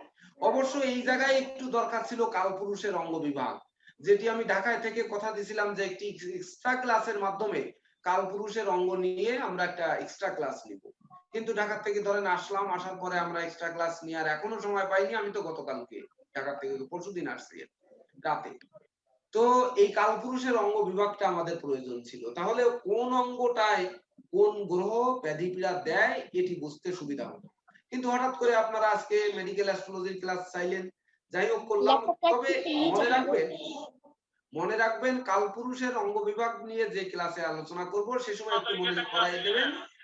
হ্যাঁ, সে তখন একটু মনে করিয়ে দেবেন যে এই মেডিকেল অ্যাস্ট্রোলজির কথা, যে রোগ ব্যাধির কথা একটু তুলবেন, তাহলে আমি এটা ক্লিয়ার করে দেবো এখানে। তো দেখুন, এখানে কিন্তু লগ্নপতি বা রাশিপতি বৃহস্পতি, এই বৃহস্পতি আর ষষ্ঠপতি হচ্ছে শুক্র। তো বৃহস্পতি আর শুক্র একে অপরের শত্রু। তো এই শত্রু যদি কখনো বৃহস্পতি শুক্র যুক্ত বা দৃষ্ট হয়, বা ষষ্ঠপতি যদি পাপস্থ হলে বৃহস্পতি যুক্ত হয়ে থাকে বা বৃহস্পতি দৃষ্ট হয়ে থাকে, এমনকি যদি এই ষষ্ঠে তুঙ্গস্থ রাহু থেকে শুক্রকে যুক্ত রাখেন বা শুক্রের উপর দৃষ্টি ফেলেন বা বৃহস্পতির উপর দৃষ্টি ফেলেন বা বৃহস্পতির উপর যুক্ত থাকে, তখন কিন্তু বৃহস্পতি আর শুক্রের রোগ হবে, কিন্তু রাহুর রোগ কিন্তু তার হবে না। এক্ষেত্রেও কিন্তু আপনার এই শুক্রজনিত ব্যাধিপীড়ায় অস্ত্রোপচারের প্রয়োজন হতে পারে। বৃহস্পতিও কিন্তু অস্ত্রোপচার করায়। কিভাবে করায় বৃহস্পতি? কেন বৃহস্পতি ওই যে ব্লক, বৃহস্পতি যে হার্ট, বৃহস্পতি কিন্তু আবার মানব মস্তিষ্ককে দেখায়। যখন দেখায় তার ষষ্ঠপতি শুক্র, এই শুক্রজনিত ব্যাধি প্রায় শুক্র পাপস্থ হয়েছে, সেই সঙ্গে বৃহস্পতি পাপস্থ হয়েছে, এই কারণে কিন্তু ওটিতে নিয়ে যেতে পারে। আর তাছাড়া সে চতুর্থপতি, এই বৃহস্পতি চতুর্থপতি। চতুর্থ ঘর থেকে কিন্তু আমরা কলহ, বিবাদ, বিসংবাদ, বিশেষ করে যারা মারামারি লাঠালাঠিতে কাটাকাটি করে তারপরে হাসপাতালে যাবে যে সেলাই লাগবে, এগুলোও কিন্তু এই বৃহস্পতি করাতে পারে। ধনু লগ্নের জাতক জাতিকাদের কিন্তু করাতে পারে যদি বৃহস্পতি পাপস্থ হয়, বা বৃহস্পতি সেই পাপস্থ বৃহস্পতি আবার বৃহস্পতির দশা যদি চলে গোচরে, এ সময় কিন্তু সেই বৃহস্পতির দশায় শুক্রের অন্তর্দশায় এমনটি কিন্তু ঘটিয়ে দিতে পারে। আর কেন ওটিতে নিয়ে যেতে পারে, সেই সঙ্গে আসতে হবে অষ্টমপতি চন্দ্র। অষ্টমপতি চন্দ্র যদি ওই সঙ্গে পাপস্থ থাকে, তখন চন্দ্র কিন্তু আপনাকে সেই অপারেশন ঘটিয়ে দেবে। অর্থাৎ রোগ ব্যাধির ক্ষেত্রে সবসময়ের জন্য তিনটি গ্রহ, তিনটি ক্ষেত্র, তিনটি নক্ষত্র, এদিকে লক্ষ্য রেখে আমাদের মেডিকেল অ্যাস্ট্রোলজি করতে হবে। পরের ক্লাসে আরো সুবিধা করে দেবো মেডিকেল অ্যাস্ট্রোলজি। আসছি এবার মকর রাশি বা মকর লগ্ন।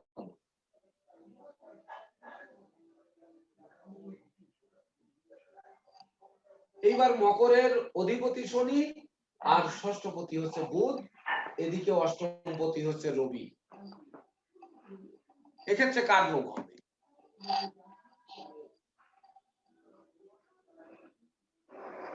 এক্ষেত্রে কিন্তু আপনার বুধ অপেক্ষা রবির রোগ ব্যাধি বেশি হবে।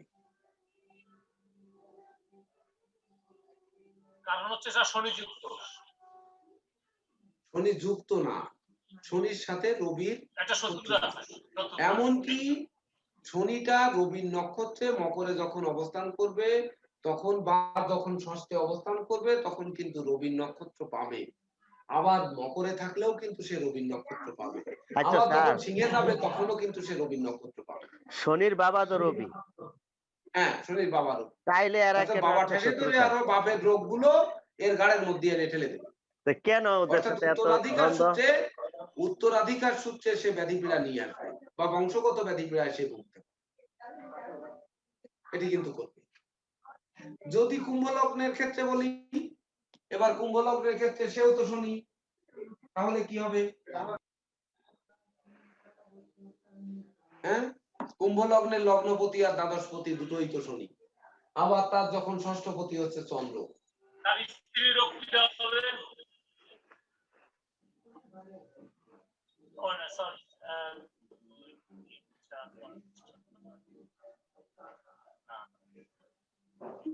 দুর্ঘটনা জনিত অঙ্গ প্রত্যঙ্গ হানি হবে, বিশেষ করে বাইক চালাতে গিয়ে, গাড়ি চালাতে গিয়ে, গাড়ি অ্যাক্সিডেন্ট, বাস অ্যাক্সিডেন্ট, বা ধরুন আপনার ট্রেন অ্যাক্সিডেন্ট, নৌযান অ্যাক্সিডেন্ট, বা জলজ ব্যাধি পীড়া, বিশেষ করে বিষাক্ত কীট পতঙ্গের দংশনজনিত ব্যাধি পীড়া, এইগুলোতে কিন্তু ভুগতে হবে। বিষক্রিয়া, যারা বিষ টিস খেয়ে হাসপাতালে ভর্তি হবে।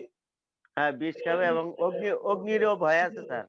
না, অগ্নির ভয় থাকবে না। না, এই যে অগ্নি, না, মঙ্গল কি এখানে? মঙ্গল তো কোনো ফ্যাক্টর নেই। মঙ্গল এখানে কুম্ভ লগ্নের ক্ষেত্রে মঙ্গল কি বলেন? মঙ্গল তৃতীয় পতি এবং দশম পতি, মঙ্গলের কি সূত্র এখানে আছে?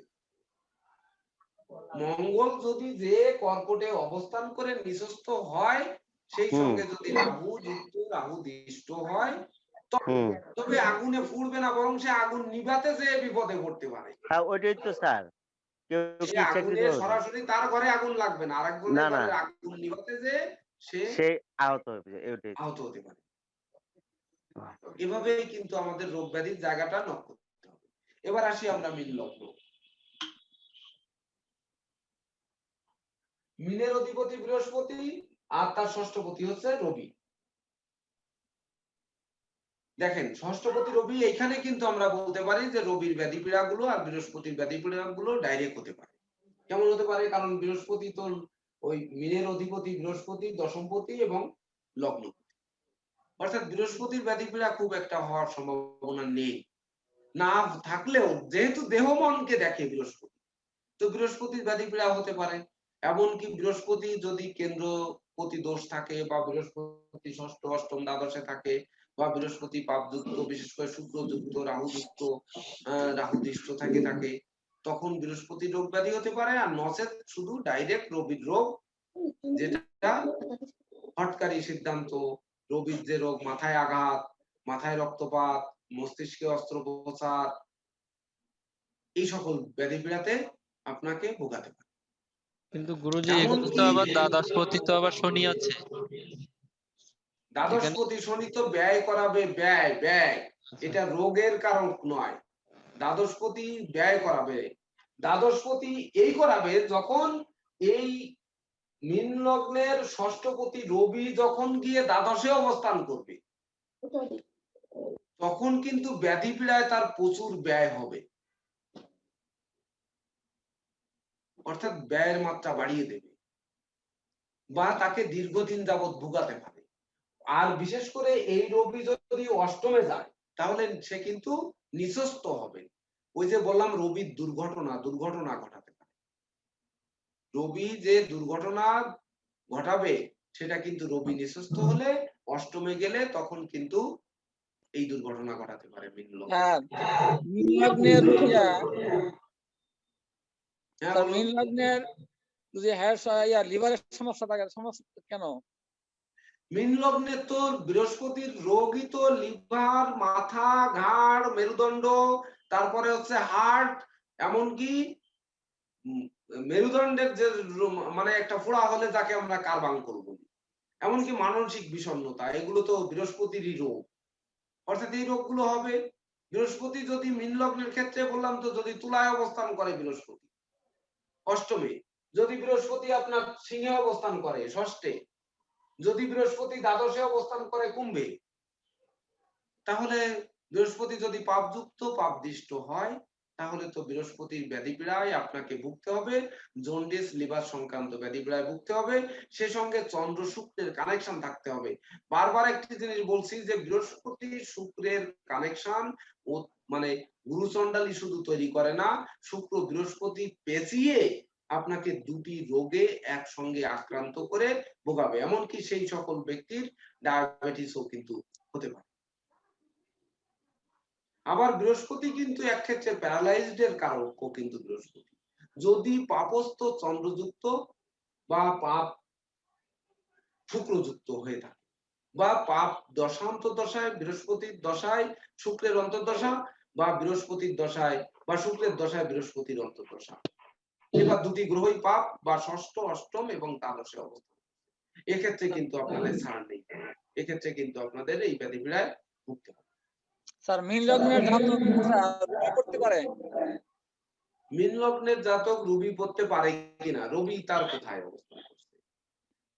মীন লগ্নে জাতক জাতিকার রবি ষষ্ঠপতি, দ্বাদশে আছে, দ্বাদশে আছে। দ্বাদশে থাকলে সে রবি পড়বে কেন? সে রবি পড়লে তো আরো অধপতনে যাবে, কারণ শনির গৃহে যে রবি অবস্থান করছে।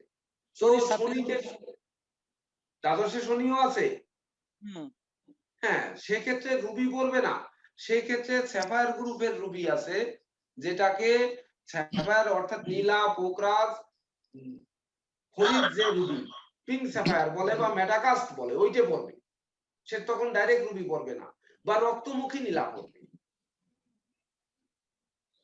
এখানে আমাদের কিন্তু আজকের ক্লাসের একটি অপশন ছিল যে জ্যোতিষ শাস্ত্রের মাধ্যমে রোগ নির্ণয় ও তার প্রতিকার, কিন্তু ধরুন প্রতিকার নিয়ে আজকে আর আলোচনা করা সম্ভব নয়, তবু সংক্ষেপে দু চার কথা আমি একটু বলে দেই। ধরুন ষষ্ঠপতি ষষ্ঠে বসে আছে, কোন পাপ যুক্ত বা পাপদিষ্ট নেই, কেমন? যেমন ধরুন আপনার মিথুন লগ্নের ক্ষেত্রে মঙ্গল ষষ্ঠে বসে আছে, ষষ্ঠ এবং আয়ন, বা ধরুন কর্কট লগ্নের ক্ষেত্রে বৃহস্পতি ষষ্ঠে বসে আছে, এক্ষেত্রে আমরা কি ষষ্ঠপতির রোগ ব্যাধি মুক্তির জন্য বৃহস্পতির প্রকাশ করব? সে তো ভাগ্যপতিও বটে, করবো কি বলবো না, এটি হচ্ছে আমাদের এই ক্লাসের আলোচ্য বিষয় ছিল, কিন্তু আমরা সে জায়গায় কিন্তু টাচ করতে পারিনি। দেখুন কর্কট লগ্নের বৃহস্পতি ভাগ্যপতি এবং ষষ্ঠপতি, তো ষষ্ঠপতি ষষ্ঠ গৃহে থাকলে ষষ্ঠপতিত্ব দোষ থাকবে, তার মানে ষষ্ঠপতিত্ব দোষ থাকবে মানেই যে বৃহস্পতির সমস্ত রোগ ব্যাধি ওর শরীরের মধ্যে নিয়ে ঢুকায় দেবে তা কিন্তু নয়, যে বৃহস্পতির প্রকাশ করলেই পরায় দিলে তার রোগ ব্যাধি হার্টের ব্যাধি হয়েছে, বা তার লিভারের প্রবলেম হয়েছে, বা তার মস্তিষ্কে গোলযোগ হয়েছে, মেরুদণ্ডেও সোজা করে দাঁড়াতে পারছে না, এর জন্য একটি প্রকাশ করিয়ে দিই সেরে যাবে।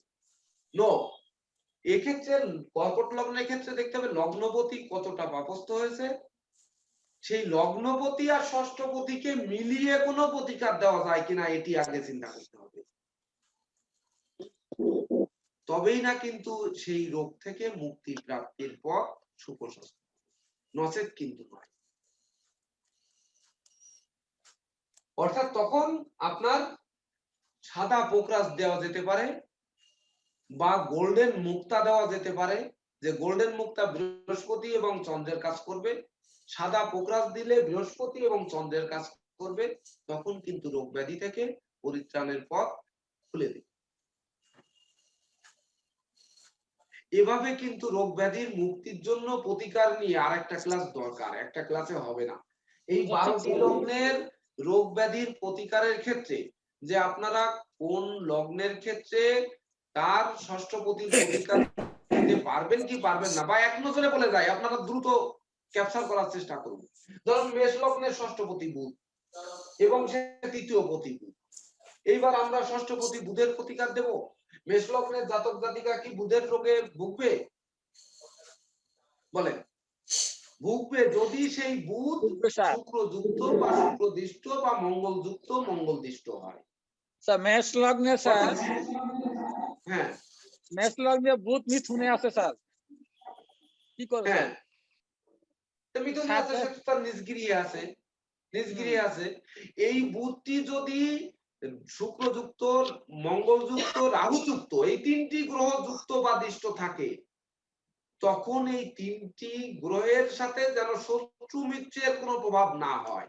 যেমন পান্না বুধ রাহু যুক্ত মঙ্গল যুক্ত, এক্ষেত্রে আপনি বুধের পান্না 100টা পড়ায় দিলে কি আপনার ওই রাহুর কুপ্রভাব দূরীভূত হবে? হবে না। আবার যদি আপনি রাহুর প্রতিকার করান তাহলে বুধ আরো বেশি দুর্বল হয়ে বুধের রোগ ব্যাধি গুলো আরো জাকিয়ে ধরবে, ওই মুখে ঘা গালে ঘা বা তুতলামি আরো বাড়িয়ে দেবে, কমাবে না। মেষ লগ্নে বুধ মিথুনে আছে, সাথে শনি মঙ্গল শুক্র এবং রাহু একসাথে আছে। এই তো আমি তো সেইটারই ব্যাখ্যা দিচ্ছি যে রাহু 5টা না থাকুক, শুধু রাহু মঙ্গল শুক্র যুক্ত হয়ে শুক্র এবং শনি, শনিকে বাদ দিলাম আমি, শনি আগে তো প্রয়োজন নেই।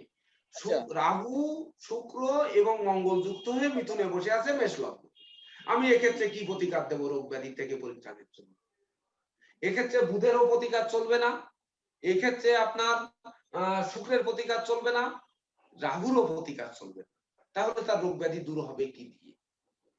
আবার মঙ্গলেরও প্রতিকার চলবে না, মিথুনে তো মঙ্গল শক্তিশালী, মঙ্গলের প্রতিকার দিলে রাহু ক্ষিপ্ত হবে, আবার বুধের প্রতিকার দিলে রাহুর সাথে শত্রুতা রয়েছে, সে প্রতিকার চলবে না। তাহলে এই ব্যক্তির কিন্তু আমরা কোনো প্রতিকার দিয়ে তার রোগ ব্যাধি মুক্ত করতে পারছি না। তো তখন দেখতে হবে যে রোগ কারক গ্রহ কে, রোগ কারক গ্রহ কার নক্ষত্রে বসে আছে, সেই রোগটা কতদিনের জন্য থাকতে পারে, সেই নক্ষত্রের অধিপতি যে গ্রহ সেই গ্রহের প্রতিকার দেওয়া যায় কিনা, তার সঙ্গে রাহু মঙ্গলের শুক্রের শত্রুতা আছে কিনা সেটি দেখে প্রতিকার দিতে হবে, নচেত কিন্তু প্রতিকার দেওয়া যাবে না। ওষুধ শুধু নির্ণয় করলে যে রোগ মুক্ত হবে, জ্বর হয়েছে প্যারাসিটামল দিলেই জ্বর যাবে এমনটি কিন্তু নয়, বা একটা প্যারাসিটামল খেলে হয়তো 6 ঘন্টা রোগ মানে জ্বর চলে যায়, আবার দুটো খেলে তাহলে 3 ঘন্টার মধ্যে জ্বর চলে যাবে, আবার যদি 4টে খাই তাহলে 1.5 ঘন্টার মধ্যে জ্বর চলে যাবে, যদি 8টা খাই তাহলে 45 মিনিটের ভিতর জ্বর চলে যাবে, 16টা যদি খাই তাহলে আমার 22 মিনিটের ভিতর জ্বর চলে যাবে। কিন্তু 16টা খেলে 22 মিনিটে জ্বর যাবে না, আপনাকে চিরতরে জ্বরে ডুবিয়ে আপনাকে দেখবেন শত শত লোক ওই নাম কীর্তন করতে করতে আপনাকে শ্মশানে বা গোরস্থানে বা কবরে নিয়ে চলে যাবে, এর বেশি কিন্তু। অর্থাৎ ওষুধের রোগ সারবে, কিন্তু ওষুধের ডোজটা নির্ণয় করা, অর্থাৎ ওষুধ কতটুকু দরকার, কোন রত্ন কতটুকু ওজনের দরকার, তার সাথে তার শত্রুতা মিত্রতা আছে কিনা, এটি বিচার না করে রত্ন দিলে রোগ বাড়বে বই কি কমার কোনো রূপ সম্ভাবনা নেই, এটি কিন্তু মাথায় রাখবেন। অর্থাৎ মেডিকেল অ্যাস্ট্রোলজি এত সোজা নয়, মেডিকেল অ্যাস্ট্রোলজিতে একটি ক্লাসে সম্ভব নয়, এরপরে আমি একটি এক্সট্রা ক্লাসে কালপুরুষের অঙ্গ বিভাগ নিয়ে আলোচনা করে তারপর মেডিকেল অ্যাস্ট্রোলজির 12টি রাশি এবং 12টি লগ্ন নিয়ে আরো 2টি ক্লাস লাগবে, আর 3টি ক্লাসের মাধ্যমে আপনারা মেডিকেল অ্যাস্ট্রোলজির কিছুটা ধারণা পাবেন। স্যার বুধবার একটা ক্লাস নেন। না স্যার, বুধবারে সম্ভব না, শুক্রবারে। এই মঙ্গলবার শুনেন, মঙ্গলবার বুধবার, মঙ্গলবার আমার বাড়িতে গণেশ পূজা, আর বুধবার হচ্ছে সরস্বতী পূজা, অর্থাৎ না, মঙ্গলবারে স্যার সরস্বতী পূজা। সরি, মঙ্গলবারে সরস্বতী পূজা, সোমবারে আমার বাড়িতে গণেশ পূজা, সোমবার মঙ্গলবার এই 2 দিন হবে না। না না, শুক্রবারে স্যার। সম্ভবত বৃহস্পতিবারে আমি ইন্ডিয়াতে চলে যেতে পারি, যদি আমি বৃহস্পতিবারে ইন্ডিয়াতে চলে যাই তাহলে আমার প্রস্তুতিও আছে, হয়তো এই সপ্তাহে নাও হতে পারে ক্লাস। তারপরেও আমি যদি চেষ্টা করি, আপনাদের যদি সকাল বেলায় সবাইকে মেসেজ দেওয়া হয় বা সবাইকে ফোন দেওয়া হয়, আপনারা কি সবাই জয়েন করতে পারবেন? ধরেন সকালে জানালাম যে আজকে সন্ধ্যায় আমি এক্সট্রা ক্লাসটা নিব কালপুরুষের অঙ্গ বিভাগ নিয়ে। হ্যাঁ, এখানে কেছি একটা কথা বলি, আমি আগামী সোমবার থেকে রবিবার পর্যন্ত কলকাতায় থাকবো না। আচ্ছা আচ্ছা, তুমি বৃহস্পতিবার যে আসবা বলছো, আমি আগামী সোমবার থেকে রবিবার পর্যন্ত কলকাতায় থাকবো না। গুরুজি আমি বৃহস্পতিবারে আসলে প্রথম আমি চলে যাব চেন্নাইতে অথবা ভেলোরে, আমি 2 জায়গায় সিরিয়াল দিয়েছি, যদি আমি ভেলোরে যাই তাহলে আমাকে 5 থেকে 6 দিন ওখানে লাগবে, আর যদি চেন্নাইতে যাই তাও 5-6 দিন লাগবে, ওইখান থেকে ফিরে এসে তারপরে হ্যাঁ, অর্থাৎ আপনার সাথে তো অবশ্যই আলোচনা করব, করে তারপরে আমি আমার শিডিউলটা তৈরি করব। তো যদি এই সপ্তাহে সময় পাই তাহলে মেডিকেল অ্যাস্ট্রোলজি নিয়ে হোক বা আগে কালপুরুষের অঙ্গ বিভাগটা নিয়ে একটি ক্লাস না হওয়া পর্যন্ত আপনারা থাকো। বুঝতে পারবেন না যে কোন অঙ্গে ব্যাধি পীড়াটা হবে। এমনকি আজকে দেখুন এত কিছু বাকি রয়ে গেল যে হাতের সেই লগ্ন অনুযায়ী সেই গ্রহের ক্ষেত্রটি কেমন এটিও জানতে পারলাম না। অর্থাৎ আরো 3টি থেকে 4টি ক্লাস প্রয়োজন মেডিকেল অ্যাস্ট্রোলজি। অর্থাৎ এই 4টি ক্লাস আমরা এক্সট্রা নেওয়ার চেষ্টা করি, এই মেডিকেল স্যার অনেক অ্যাস্ট্রোলজিটা ইম্পর্টেন্ট স্যার এটা এক্সট্রা নেওয়ার চেষ্টা করি। হ্যাঁ মেডিকেল স্টেজের সবচেয়ে বেশি ইম্পর্টেন্ট স্যার। হ্যাঁ হ্যাঁ, এই জন্য মেডিকেল অ্যাস্ট্রোলজির উপরে 4টে ক্লাস হবে সম্পূর্ণ এক্সট্রা। আপনারা প্রস্তুত থাকেন, আমরা একদিন আগে জানিয়ে আমরা রাত্রে এই ক্লাস নিয়ে আলোচনা করব। আর আলোচনা শুরু করলে 1 ঘন্টায় সম্ভব নয়, অর্থাৎ সেক্ষেত্রে 2 ঘন্টা লাগলো বা 2.5 ঘন্টা লাগলো, 3 ঘন্টা লাগলো, চললো, আলোচনা করলাম, তবেই না আপনারা মেডিকেল অ্যাস্ট্রোলজিটা মোটামুটি আয়ত্তে আনতে পারবেন। তো এখন গুরুজি উপস্থিত হয়েছেন এবং আমাদের প্রেসিডেন্ট স্যারও উপস্থিত হয়েছেন। এখন আপনাদের ক্লাস আমাদের গুরুজি নেবেন, গুরুজির ক্লাসে আপনারা জয়েন করবেন, কিন্তু মাঝপথে আমি কিন্তু আজকে থাকবো না এবং গুরুজিকে সহযোগিতা করবেন আমাদের প্রেসিডেন্ট স্যার, উনি আছেন। উনি আপনাদেরকে যদি কোনো কিছু না বোঝেন সেক্ষেত্রে ব্যাখ্যা দিয়ে বোঝাবেন। আমি উপস্থিত থাকতে পারছি না বিশেষ কারণে, তার জন্য আপনাদের সবার কাছে আন্তরিকভাবে ক্ষমা প্রার্থনা করছি। যদিও আমার প্রতিশ্রুতি ছিল গুরুজির প্রতিটা ক্লাসে আমি থাকবো, আসলে থাকতে পারলে আমারও ভালো লাগতো, কিন্তু বিশেষ কারণ আমার শরীরটা খারাপ, সেই সঙ্গে ধরুন এই দীর্ঘক্ষণ দাঁড়িয়ে থাকা, আমি ভেবেছিলাম আমি দাঁড়াতে পারবো কিনা, আমি বসে ক্লাস নেবো কিনা। স্যার এখন স্বাস্থ্যটা কেমন আপনার? ওকে, আচ্ছা, অনেক সুস্থ আছো, যাও হ্যাঁ রেস্ট নাও। ঠিক আছে।